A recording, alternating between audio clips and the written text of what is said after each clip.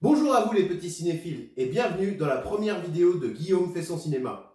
Je suis Guillaume. Ah bon? Je suis passionné de cinéma depuis toujours, acteur en devenir, enfin j'essaye, sur mon temps libre, et nouvellement créateur sur YouTube.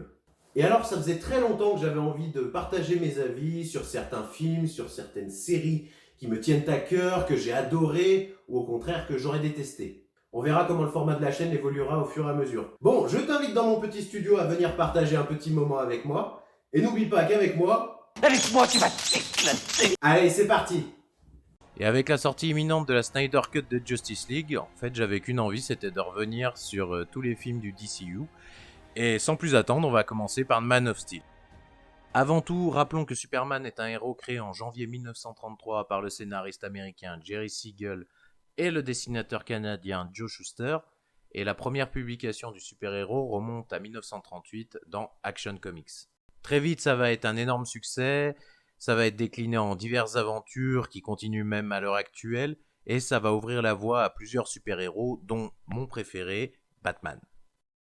Dans les années 40, déjà, Superman sera le héros d'une série radiophonique avant d'être interprété pour la première fois par George Reeves à la télévision. Mais c'est vraiment en 1978 que le personnage devient vraiment iconique sous la direction de Richard Donner et magistralement interprété par Christopher Reeves, avec Marlon Brando dans le rôle de Jor-El, Gene Hackman en Lex Luthor, et le film a été un immense succès parce qu'il a rapporté presque 300 millions de dollars. Le film a vraiment été une prouesse technique et avec des effets spéciaux vraiment révolutionnaires, notamment dans les scènes de vol qui tranchaient de la version des années 50 avec George Reeves. Voyez plutôt, c'est pas tout à fait la même chose. Après, on avait la scène où Superman arrête un missile, Superman sauve Lois en plein vol, et dans le genre débile, on a même Superman remonte le temps en faisant tourner la Terre à l'envers.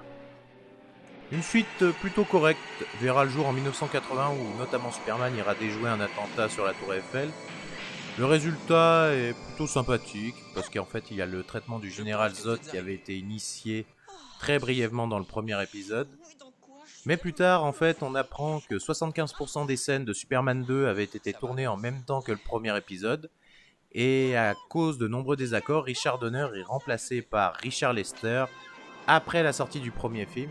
Et Lester retourne de nombreuses scènes en appuyant notamment sur le côté humoristique du film. Comme quoi, l'humour chez les super-héros, ça n'a pas été inventé avec Marvel.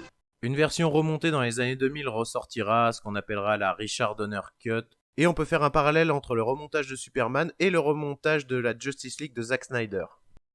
Après cela, on a un épisode 3 que je trouve complètement débile et que j'ai même pas envie de vous parler, et un épisode 4 complètement nanardesque, avec notamment l'homme nucléaire, et franchement ça vaut le coup d'œil, ou Superman qui se décide à désarmer le monde. Et après ce dernier film, on peut dire que Superman a commencé sa traversée du désert. Mais entre-temps, un certain Tim Burton était passé par là dans les années 90 avec son Batman, ce qui a relancé l'intérêt des super-héros au cinéma. Après l'excellent Batman et Batman le défi, Burton devait réaliser un film intitulé Superman Lives avec Nicolas Cage dans le rôle titre. Je vous laisse admirer les photos de pré-production.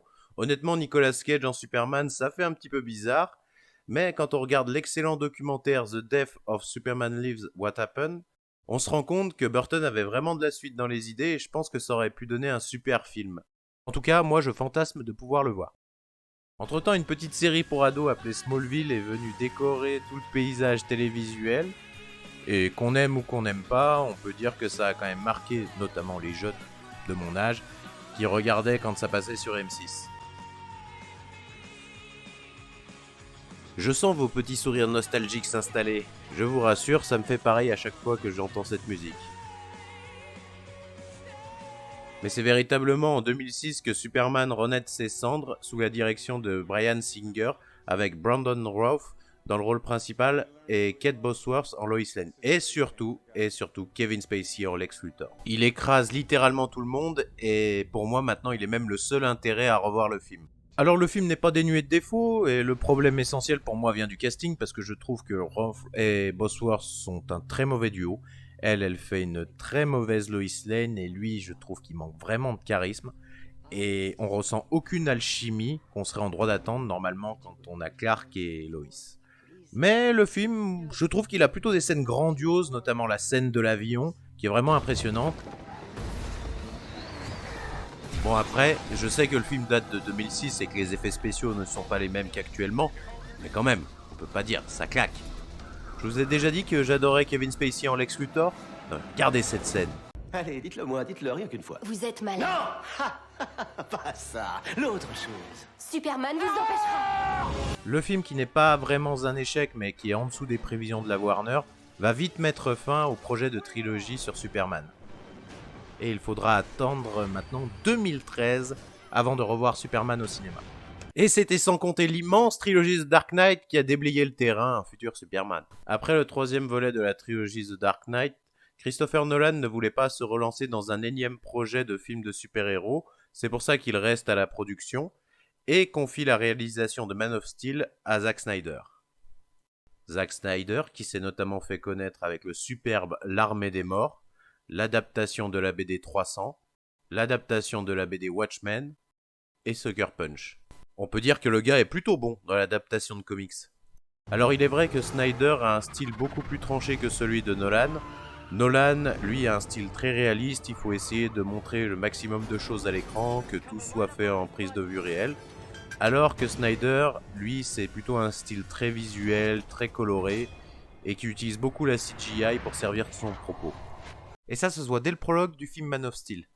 Il s'agit d'une origin story complète, débutant avec la destruction de Krypton, jusqu'à ce que Superman affronte pour la première fois ses ennemis et devienne le Superman qu'on connaît. On retrouve toutes les scènes emblématiques qu'on est en droit d'attendre dans un film Superman.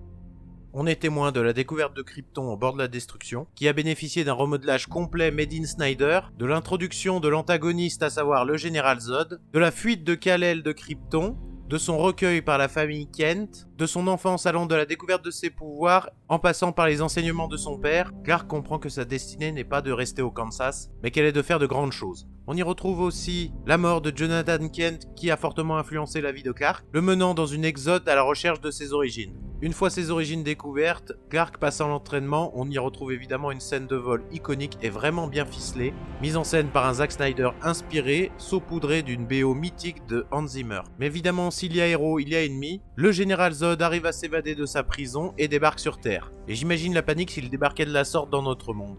Ça donnerait peut-être ça. Ah, des extraterrestres! On va tous crever! On va tous crever!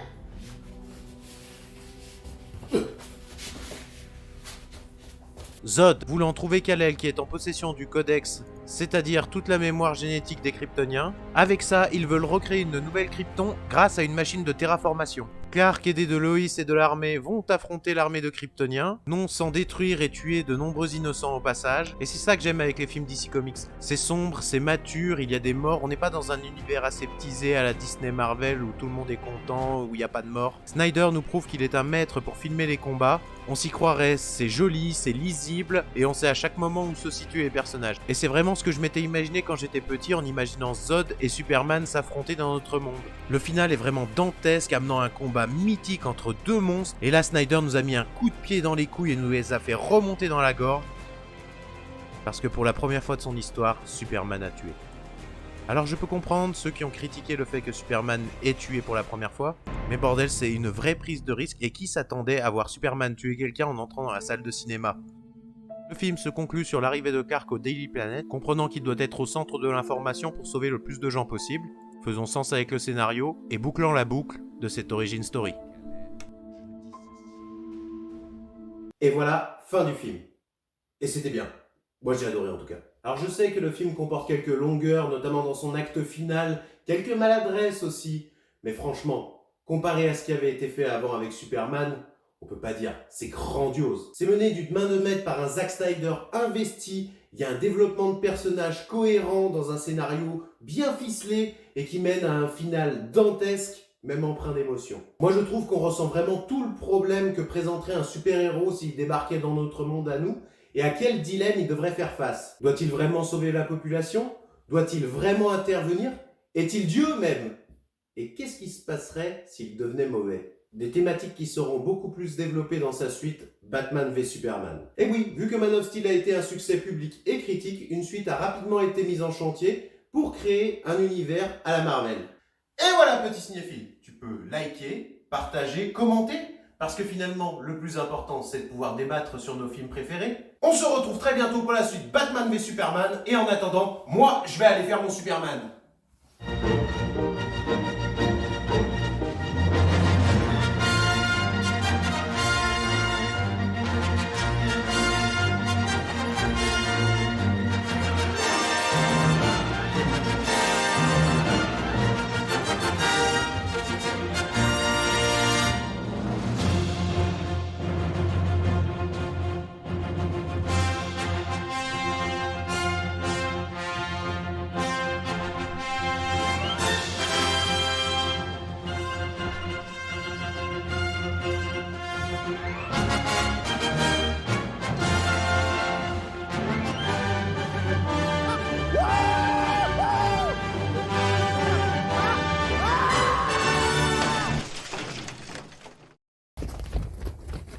Aïe, aïe, aïe, aïe, aïe.